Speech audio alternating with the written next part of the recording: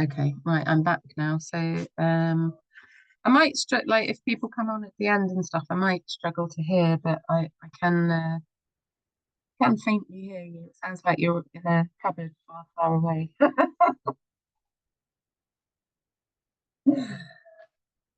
Yeah.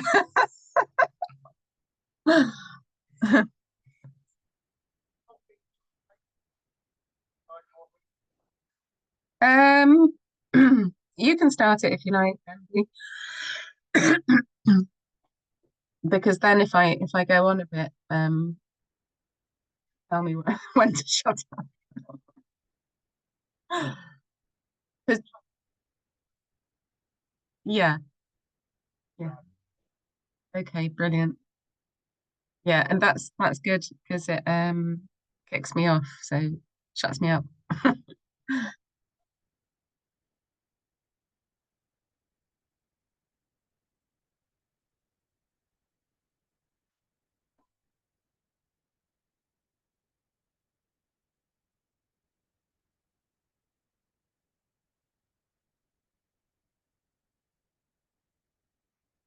Well, yeah.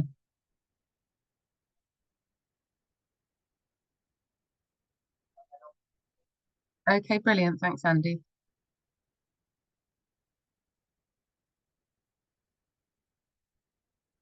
Hello, this is Jenny Luscombe, and this is Feeling is Healing, episode 12. So today we're talking about the absence of, which sounds a little bit cryptic. So I'm basing this show this week on some healing that I've been doing myself and also some sort of reflections I've been getting from clients. So this is a quite a big one. Trigger warning. Yeah, I'm going to sort of talk about something today which is very hidden from all of us. Um, so often people that are on the healing path, people that work on themselves, what we do is we go to the obvious stuff. So we go back into our lives and we look at all the bad, terrible, dark stuff that happened. And that's fair enough. We work on all that stuff, integrating, healing, and we feel better. But often we hit walls when we're healing, quite understandably, and that's the nature of it. This is a learning hologram. And I think one of the biggest walls that people hit on the healing path is when they realize that they have behaviors or problems that are quite severe and they've got absolutely nothing they can hang it on. So, for example, somebody might have quite a kind of well-to-do job during the week, professional, plenty of money, plenty of work, seem to have it all together from the outside perspective. And then when it comes to the weekend, they might drink themselves silly until they back out. And then they're going, why did I do that? So often people have addiction, dysfunctional behavior of some kind, relationship difficulties, for example, not being able to keep a relationship going. Um, so just having very short-lived experiences with people and wondering why, what on earth is it? What is wrong with me? What is this big gaping hole in my life that I'm not seeing? So I've noticed as well, quite a lot of clients who come to me, they kind of look back at their childhood and they're saying to themselves, nothing terrible went on. There isn't any deep, dark abuse, or there isn't anything really obvious that could have caused all of this. So a lot of us kind of end up scratching our heads and thinking, what on earth happened? Now, if this is the case, it's not what happened that is causing this big gaping hole and these negative dysfunctional behaviors. It's what didn't happen. So it's the absence of what you needed to thrive that wasn't there. So, in our current circumstances, we're in a kind of dark age, and it's an emotional dark age. And if you're listening to this show, you're probably waking up from that emotional dark age. So, I think it would be fair to say that most people on the planet don't really understand emotion itself, what its purpose is, what to do with it, how important it is. I mean, when you think about emotion, um, and you think about all the things that you want in the world, like the things that you want to happen, like you might want a beautiful romance or whatever it is, you might just want inner peace. Whatever it is, it's not the thing itself that you're looking for, it's the feeling, it's the emotion. So, what I'm putting to you today is that we, as a result of everything going on and stuff in the world and all the ancestral patterns and difficulties and stuff that we've all had to bear, there's a lot of patterns that get passed down through the generations. And emotional ignorance is probably the biggest epidemic that we're actually in at the moment, because everything that is wrong in the world comes from lack of understanding about emotion. So most people are familiar with emotional abuse and what that means, really. So when we're talking about emotional abuse, we're talking about when there's cruelty, humiliation, like deliberate shaming, manipulation, isolating kind of behaviors. So when somebody is actively nasty, um, that's emotional abuse, which most of us are familiar with. Now, if there's emotional ignorance, which there will be in, unfortunately, in all of our lives, because this is the generation that we're in, where we're waking up to it, we probably had emotional neglect in our background. So this is not as talked about as emotional abuse. It's not as understood, and it's harder to recognize.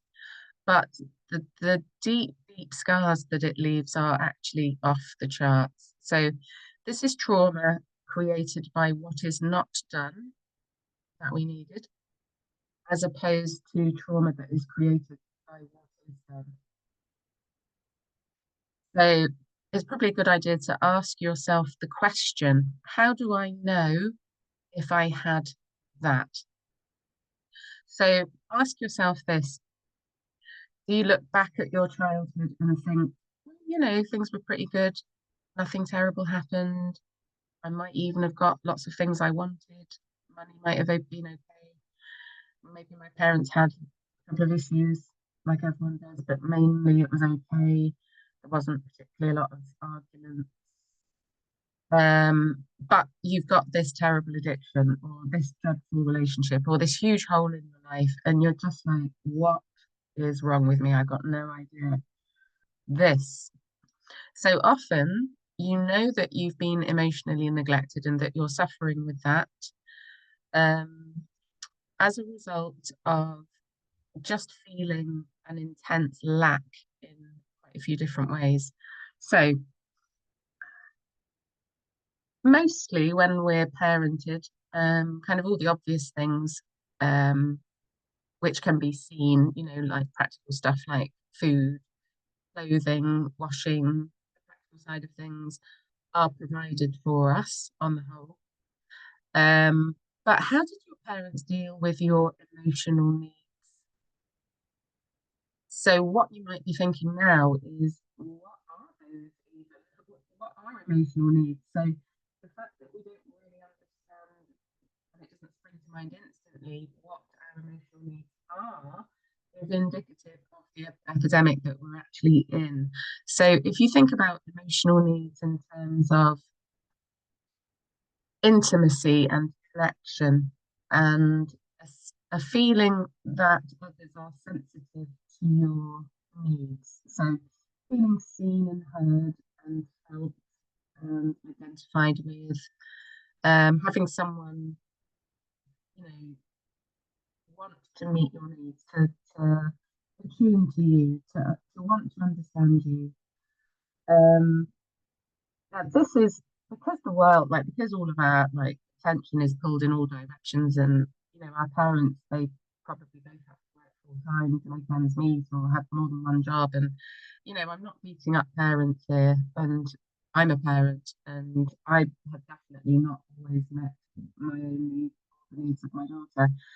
And my needs were definitely not met as a child, which is why I've dived into all of this kind of work really to survive. So if these kinds of needs are just not met by your parents for whatever reason, this results in a huge feeling of emptiness.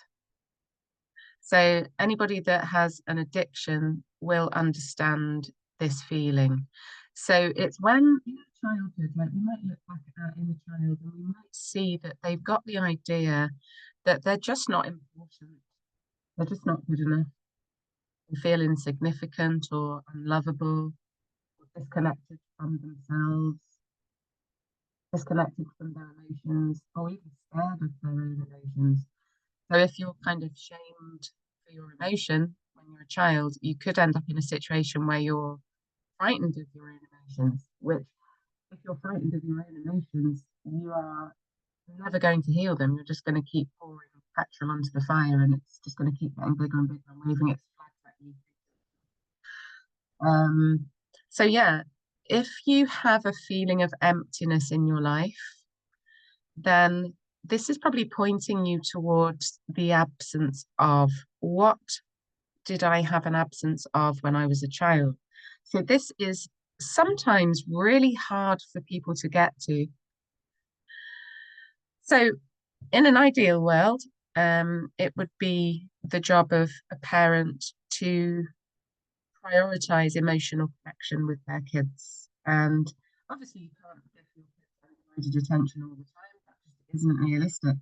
But if you devote time to give your children undivided attention, even if it's, short amounts of time, it doesn't have to be 24/7, then that child can feel a hell of a lot more secure in their life and become more resilient and kind of self-contained. So parents that are kind of attuned to their child and their needs in the present moment, those are the ones that are emotionally attending to their children. So did that happen for us? So it's likely that we got the message that if we had something like a negative emotion to express, we were sad, we were hungry, we were dissatisfied with something, something had gone wrong at school, or whatever the thing was. Like we were often told, that we had to keep it to ourselves. So this is one of the most damaging things that could have happened to us, that we have separated ourselves from this negative emotion, thinking that we've somehow got something wrong if we're experiencing negative emotion. So what we'll tend to do if we've been programmed to keep it to ourselves is we'll isolate ourselves, we'll hide from others. Actually, at the time when we need them the most, like there's never a time where isolating yourself is the best option. And like obviously, a lot of us do that because it's our only option.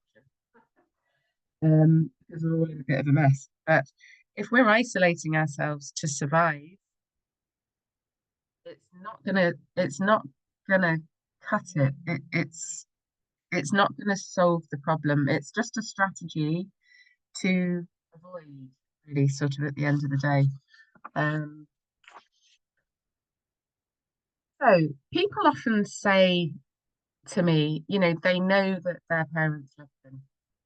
And often people are reluctant to make their parents the bad guy. They feel like if I say anything bad about my parents, I'm betraying them. They did the best they could in difficult circumstances. Like that's all true. And the problem is that most parents do fuck their kids up and they don't mean to. But it doesn't end there. Like we have the repercussions of that fucked upness. So most people know that there was love there, but often it's very common to feel like we didn't feel loved. Like when we look back, there's not really much tangible evidence that we were loved.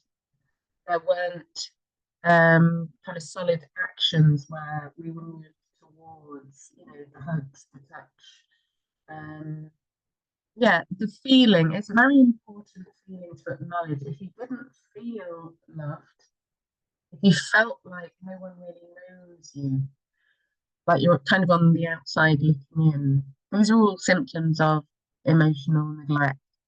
So you might feel a lot of unhappiness, but not know why. You might feel like, that sense of I'm a fraud, someone's going to find me out. Feelings of chronic shame, feeling like you don't belong, feelings of emptiness, feelings of difficulty actually asking for help in the first place. Because if you needed help when you were a kid and the help wasn't there, you shut down that asking because you realise that it's not okay to ask in those circumstances. Now, even when you've moved out of those circumstances into adult life, you've still got the pattern. So you might have help around you, but you're not accessing it because you feel shame about asking for help because it's a limiting belief that's been given to you about help itself, like you shouldn't need. You might feel unhappy in your relationships. You might feel like you're too dependent on others, or you've even gone the other end of the scale where you're chronically independent and you're kind of like, no, don't do anyone.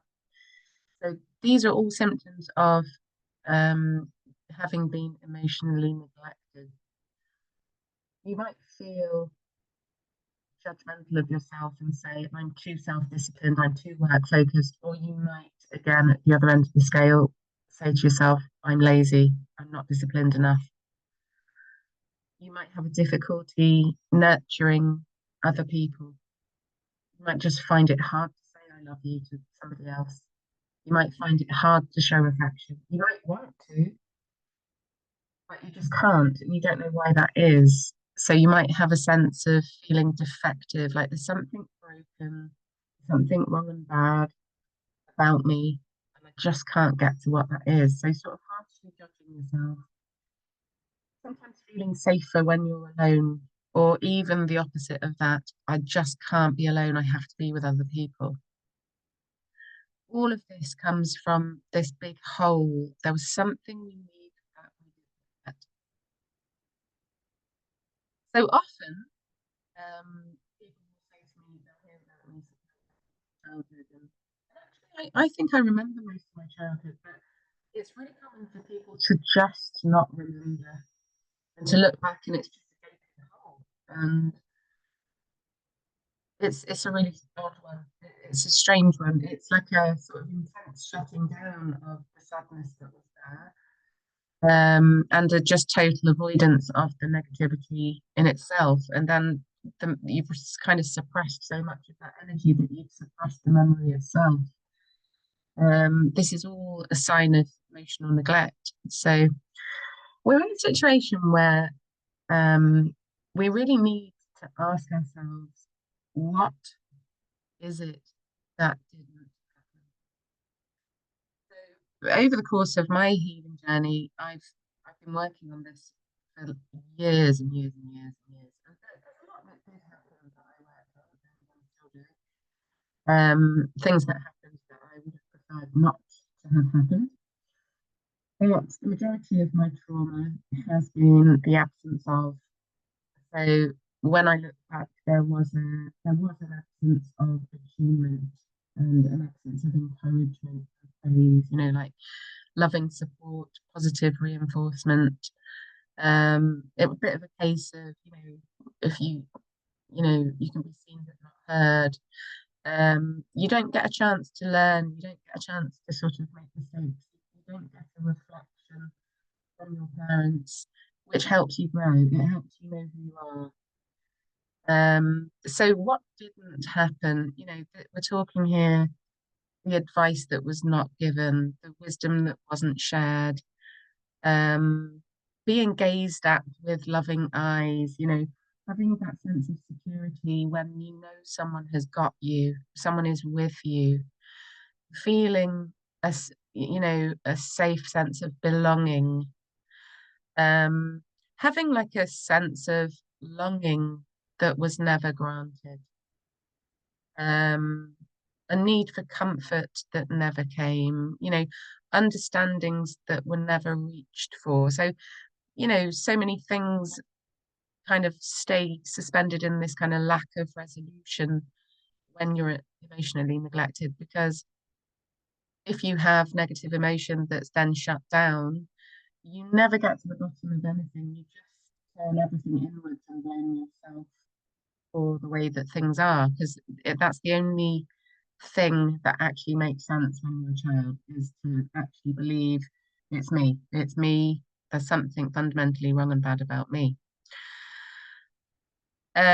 So yeah, we look back and we just can't see what isn't there. We don't see what's missing. We know that something is missing, but we don't know what it is because we can't see it. So this is a huge roadblock on the healing path.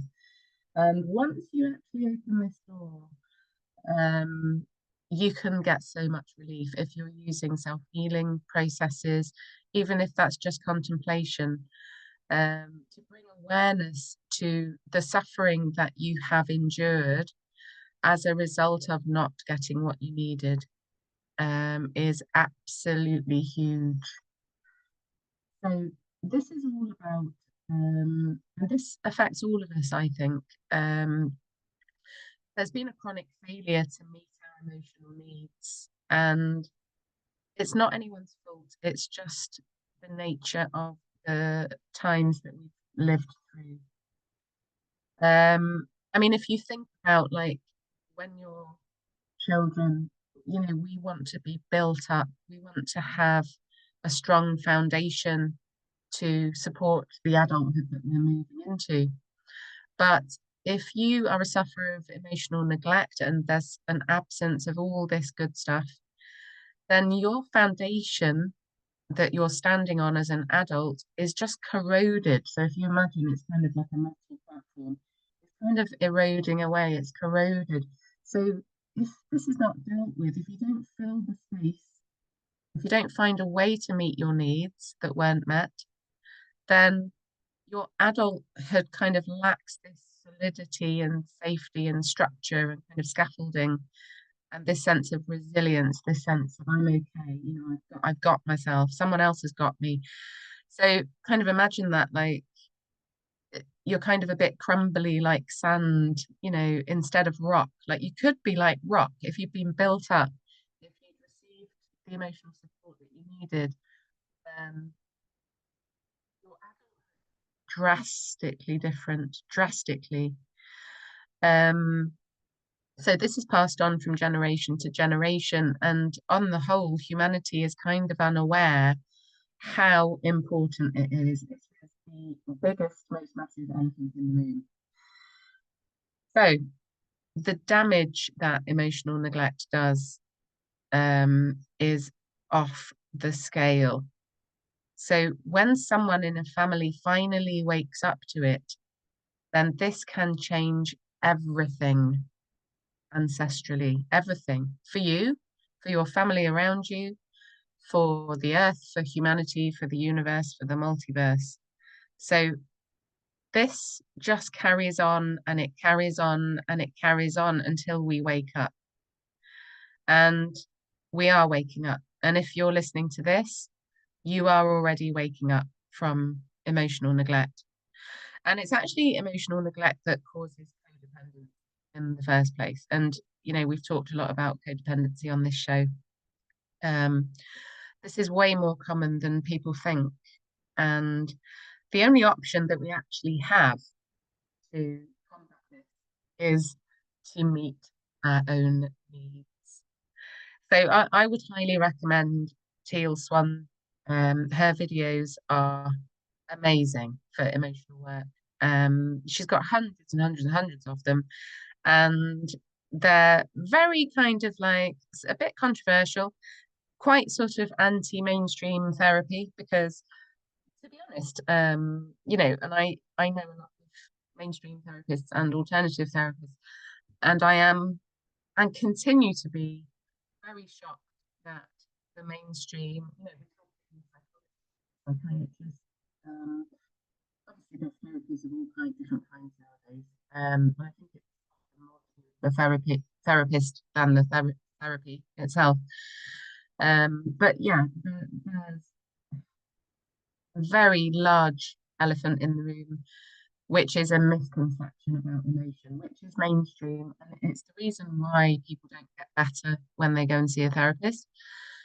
If your therapist challenges your emotion, that's the opposite of what you need.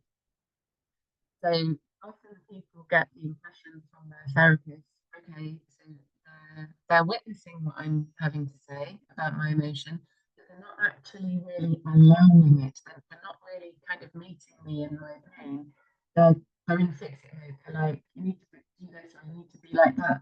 Instead of just listening, challenging your own emotion or having someone else challenge your emotion is going to make you sick and sicker. It's the opposite, the antithesis of what we need. And unfortunately, mental health services, which I have worked in the UK, they tend to make people the bad guy when they have symptoms, psychosis, neurosis, whatever it is. So whichever end of the scales, we're basically made, what's that word? Pathologized. We're made the problem, and we're given strategies to not be the way that we are. We are the way that we are because we should be, because we have to feel whatever is in front of us. We've got no choice. So the only way that we can reverse emotional neglect, and we can, that is the good news, is to make a practice of meeting your own needs. So I'm going to go through like a little bit of a process that you could do if you've got like a pen and paper that I went through with myself this week. And when I've looked at my own life, that there was so much that didn't happen for me.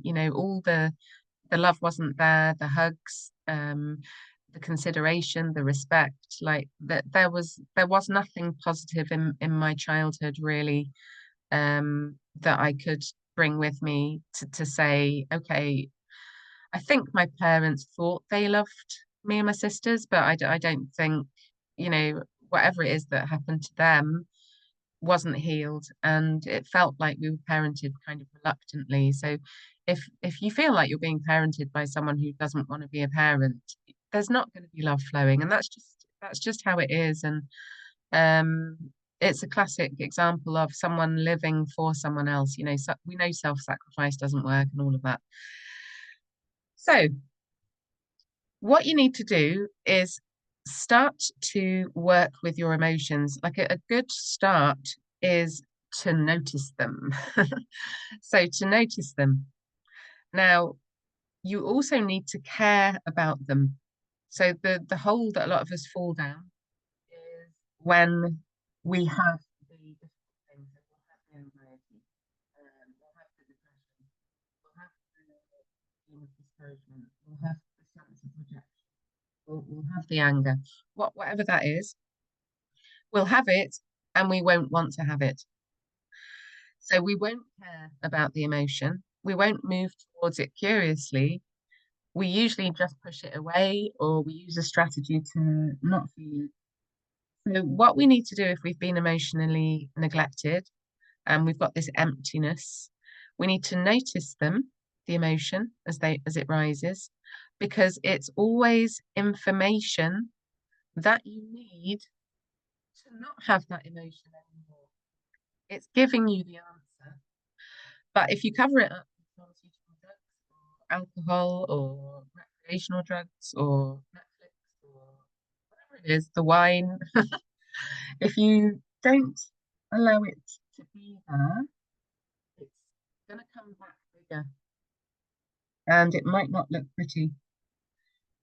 So we need to start to learn to listen to the emotion, to tune into it, to embrace it, to express it, to hear it, to see it, to receive it. So intimacy and connection, which is what we needed. If we'd had that, we wouldn't have been emotionally neglected. All that really is seeing yourself clearly, seeing other people clearly, curiously approaching yourself or someone else, being attentive, being present. So what I'm proposing is you can do like a little bit of a shamanic journey with this. So asking a question is always the most powerful thing that you can do because the energy of a question cannot exist in the universe without bringing an answer. So as soon as you ask a question, it has to come back. It's the law. So when I do self-healing, I do see it as a shamanic journey. I ask a question and then I go down a rabbit hole of contemplation. So I'll use EFT tapping. I'll just tap on my thymus point on the center of my chest or on the side of my hand. And I'll just allow the answers about that thing to come. So then I'll go through sort of a process of thoughts, memories, understandings, epiphanies, realizations. So the question that I asked myself the other day, so if you've got a pen and paper, write this down because I found this really helpful the other day. And I've kind of done this exercise a lot of times over the years, and it's thrown up different things each time.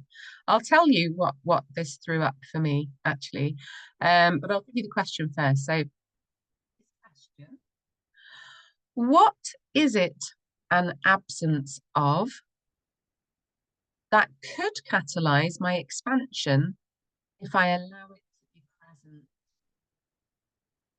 So that's a bit of a wobbly worded question, really. Okay, I'm going to read it again. What is it an absence of that could catalyze my expansion if I allow it to be present? So I'm talking about starting in your current circumstances. So looking at your life right now. So I had this big epiphany. It's because I quite often get hung up on things that I can't do. I'm not very good at social media. I'm not very good at technical stuff with my laptop. Like if my car breaks down, I'm not very good at cars. Like, there's things, technical stuff I just can't do. And like sometimes I can't find the help I need because I don't know who to ask. And I get hung up on the things I can't do, and then it aggravates me, and I get into negative emotion about it. And I recently thought to myself, and I muscle tested this, like I asked, is there anything that I can't do that I actually need to get some help from someone else that is preventing my expansion?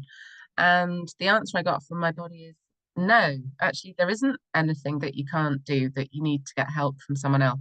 Because I have, because of my trauma, I had difficulty asking for help myself. But it was not that. So I thought, okay. So I thought, because I do feel like I need to expand more and there's more that I want to be doing. And so I asked myself, okay, so if it's not the things that I can't do that sort of feel out of my control that are preventing my expansion, maybe it's the things that I can actually do, but that I'm not doing for some reason. So this is when I had a quantum leap and I could feel it. I was like, I'm definitely onto something here. And I asked my body, are there things that I can do that I'm not doing right now that could catalyze my expansion? Yes, my body was like, yes. And I thought, okay, right. So what is it? So I started to feel really good because I was like, oh, so I was letting go of the bashing myself about the head and body for not being good at everything and not being able to do things that have been holding me back. Like, I'm just gonna let that go. It's not a biggie. Like, just let it go. So I started to look at the things that I'm not doing right now that I could do. And I sat with it for a bit. And so for me, and like your list will probably look completely different, although you might share some of these things. For me, currently, the words that came to me were consistency, planning, routine, structure, self-discipline. I thought about all of these things, like, there's a few people that I know that talk about these things, and they are like really, really important to actually get shit done. And I do get shit done, but I do it in sometimes a bit of a wonky way. And I work at strange times of day. Sometimes I procrastinate. And like, I thought to myself, what would my life look like if I suddenly became really good at my self-discipline, really good at planning, structured, routine, consistency, without being a military operation, but then I thought to myself, no, I don't want it to be military because the idea of that triggers me. Because I asked myself, have I attached a negativity to discipline and planning and consistency and routine and structure? And then I got the answer, yes, because my mum was particularly military. So everything, all the ducks had to be in a row, everything had to be done at a certain time, everything was boom, boom, boom. Like there was no joy. It was just kind of like everything was our practical needs were met, but that was literally it. So I realized that I had quite a lot of negative emotion and fear attached to the idea of being self-disciplined, and I had a bad feeling connected to it. So it's obvious to me when I look back at how military my mum was and how unpleasant it felt and how impersonal and we were just robots. Like we were kind of all on our own, and like no one was happy, and it was really dull and mundane and bleak. Like when I think about it, I've attached like loads of energy to those things. It's not surprising that I've been resisting them. So you do the same. Ask yourself, in my current circumstances, what is it an absence of that could catalyze my expansion if I allow it to be present? So make a list. So you might actually have a lot of things that you could be doing, that you can do, that you haven't been doing because you've had trauma attached to these positive things. So have a think about that.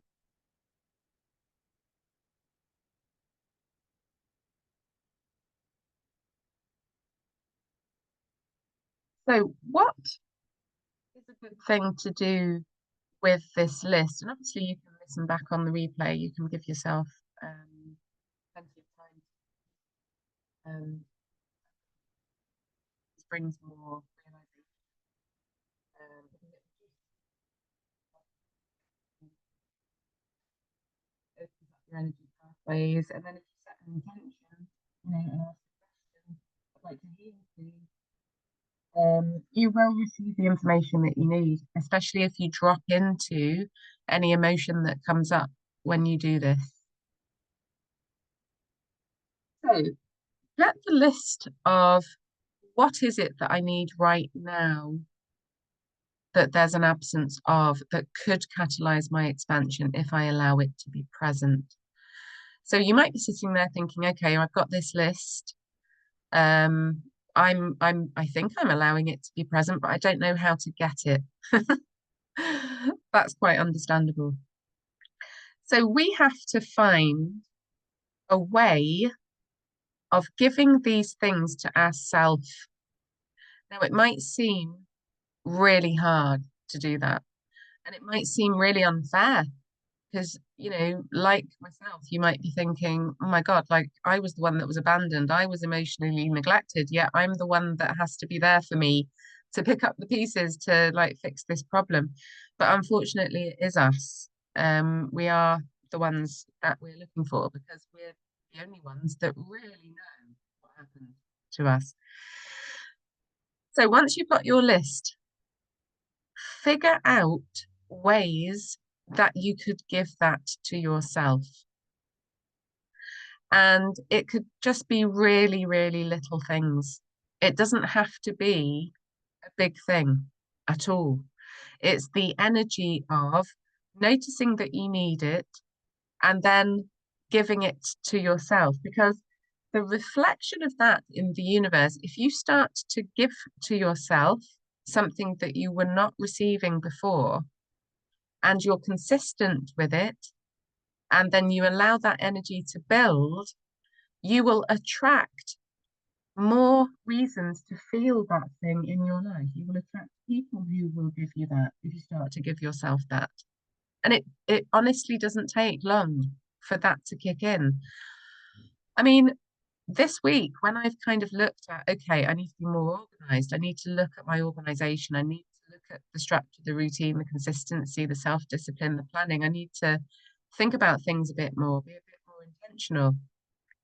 One of the things I did, because I thought I'm not good at this, like, and I was quite scared, like, oh, how am I going to do this? Like, I'm just going to resist it. And one of the things I did was I thought, right, I want to get a better way of caring for myself. So I want to exercise regularly because I thought to myself, if I can be consistent with that, that's going to boost my body, which is going to boost my mind, which is going to boost my healing.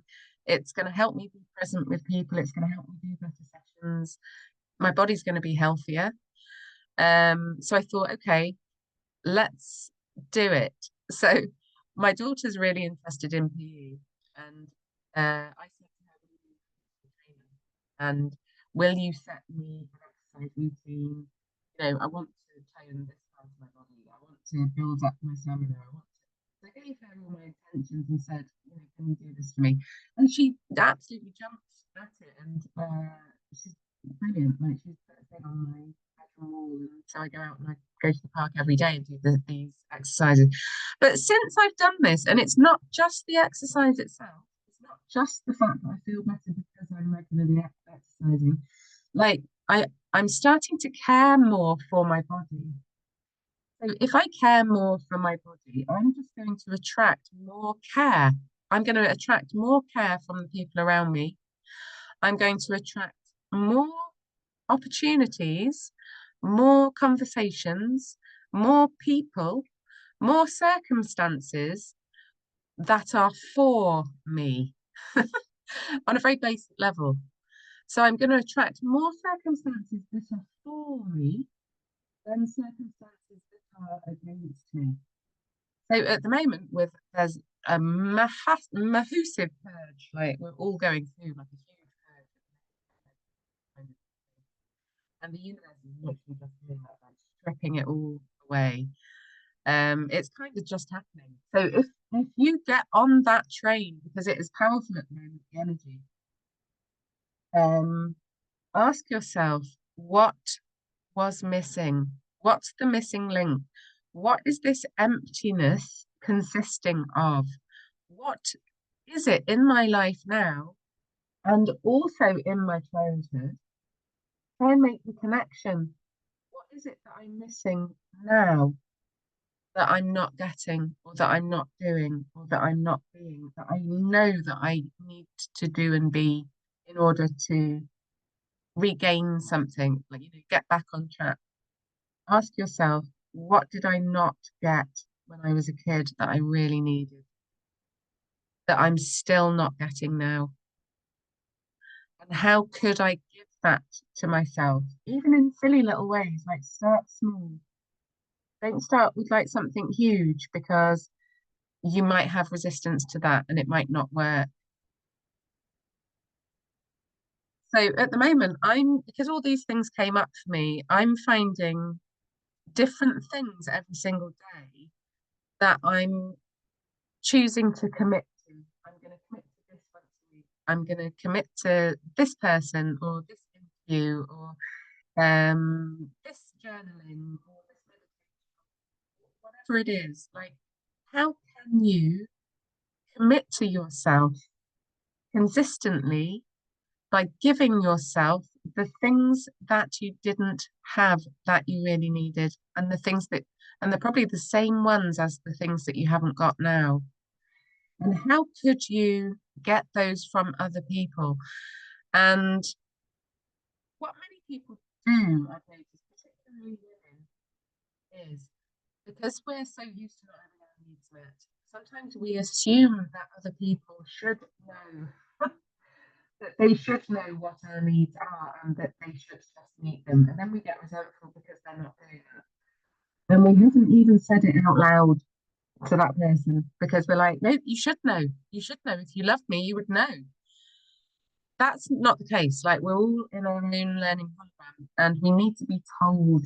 We need our loved ones to ask us for what they need.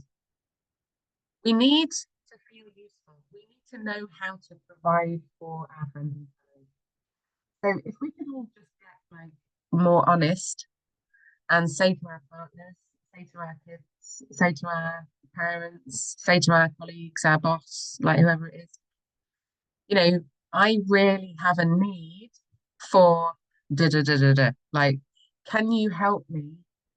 I need more of this. I actually need that in order to do a better job, or in order to feel safer, or in order to feel loved.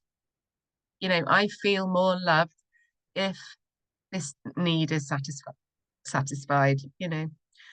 Um, so once you have your list, I think there's two things to do with it. I think there's sitting with the negative emotion and the pain that kind of comes up for you when you realize how damaged you've been by that lack. So there's two main things here that can be like really useful for your healing. So bringing full awareness to that, allowing the emotion to just be there without trying to fix it. Just let yourself feel sad and depressed and broken about the damage, the hole in your life, big things that were never there. Let yourself feel it. And there's layers and layers of it. And you'll probably have to keep coming back to it. But starting that journey, I can't tell you how fast it will catapult you in a positive direction. As soon as you start to bring awareness to this huge gaping hole of absence, what was absent, from that space, like of feeling that, allowing yourself to notice it, to feel it, sense it, understand it, sit with that information,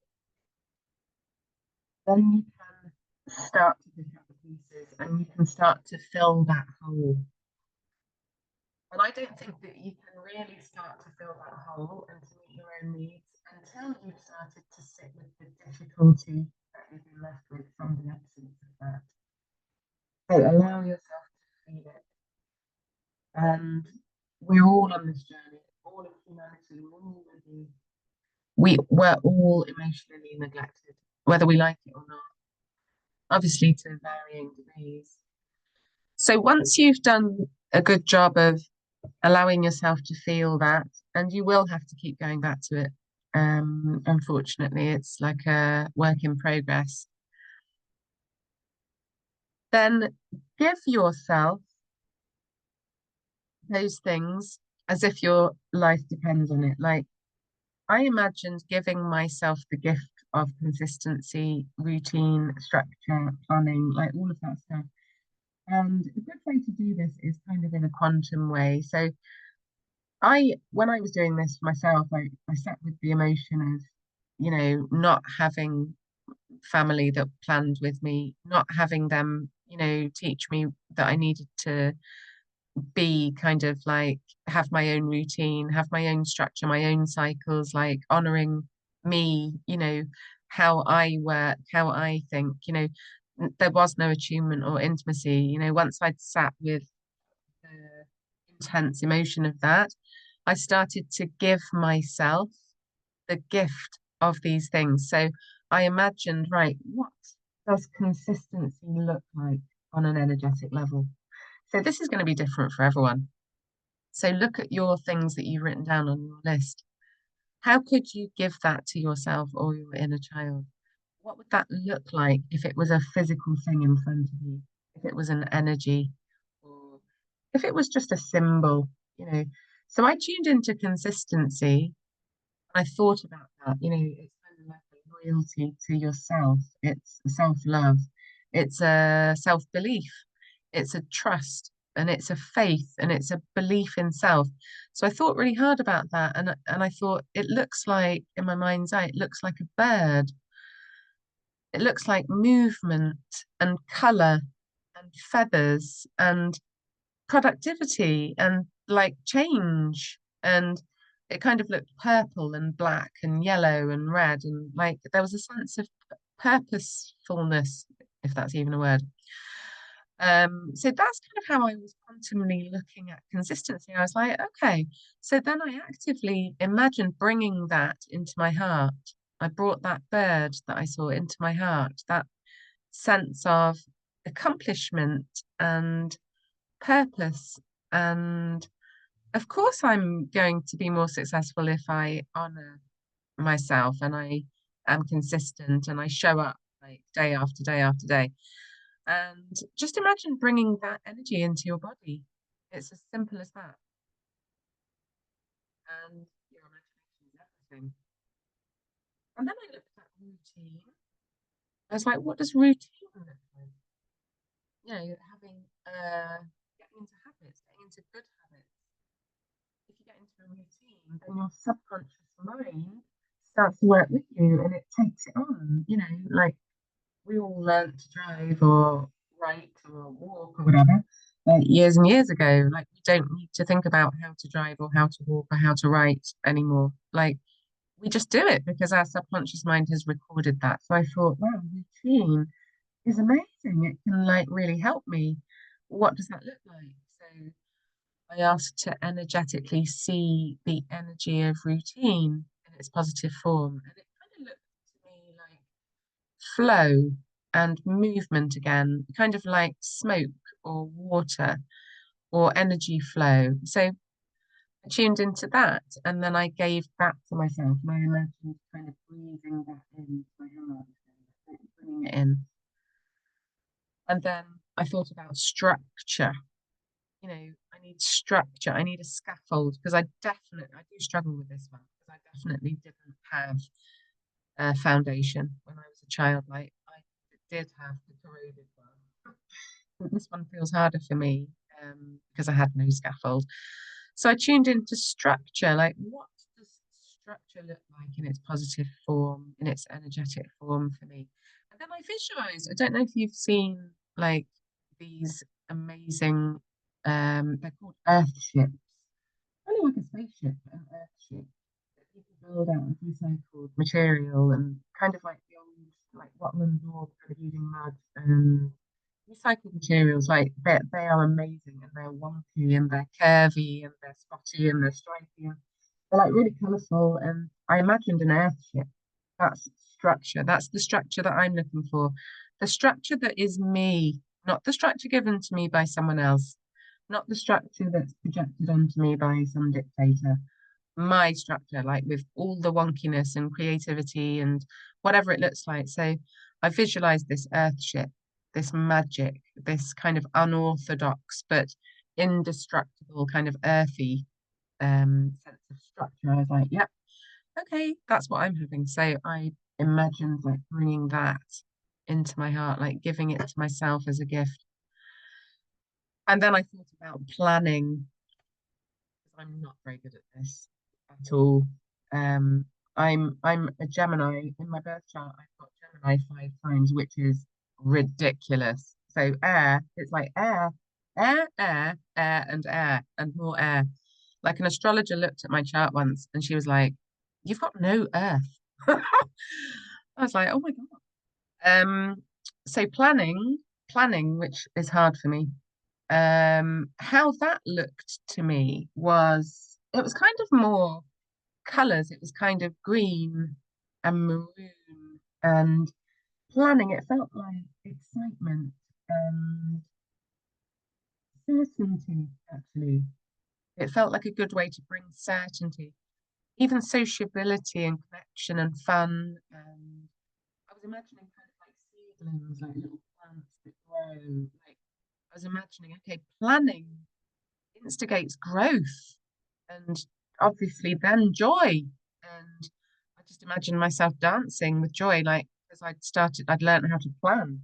I was like, yes, please, that's for me. So I imagined literally ingesting that, like bringing that into my body, breathing it in.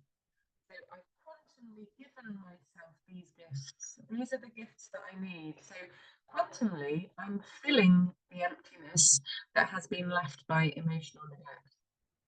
And you have to do it in tandem with feeling the pain of the emotional neglect.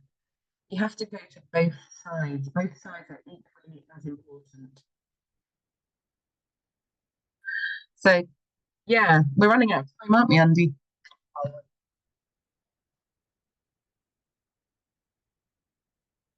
Yeah, perfect. Yeah, thanks, Andy, because I did say to you you might need to shut me up, which you did. But thanks for listening, everybody, and let me know if you try this out.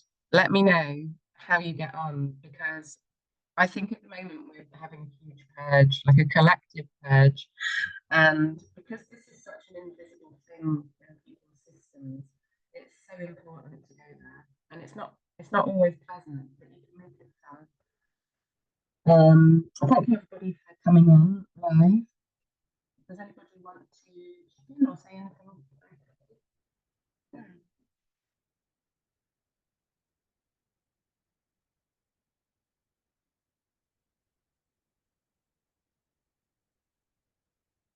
Oh, thanks. Sorry, who was that speaking? Because I can't hear very well today for some reason. My volume's a bit out of key. Is that you? Oh, hi, Jackie. Yeah, I can't see you either because I've got the wrong lenses in again. How are you?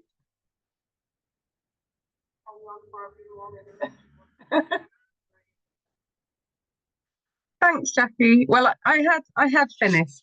Yeah, I more or less finished. I just wanted to put that in front of people and see what everybody comes up with. Um, but anyway, good luck for your show, Jackie. And I haven't listened to your show yet, but I will be. I might even come on and talk to you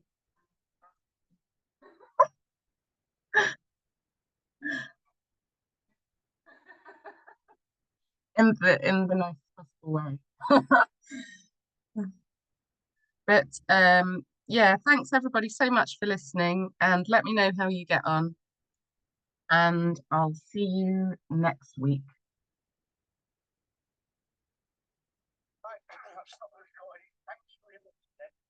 Thanks, Andy. Oh, can't shut me up. Yeah, honestly.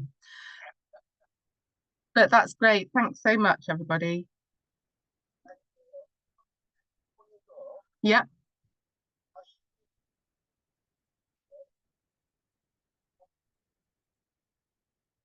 don't tick the tick box. Okay.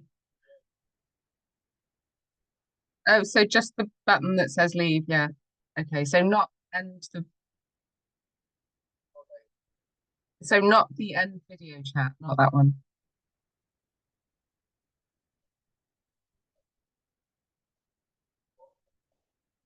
Mm,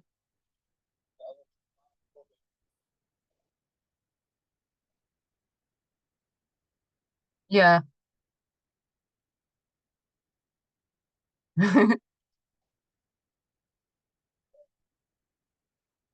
Right. Okay.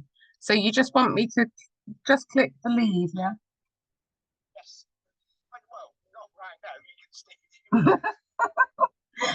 Yeah. Okay. Well, I'm going to get going anyway. So thanks, Andy. Thanks, everybody. Bye.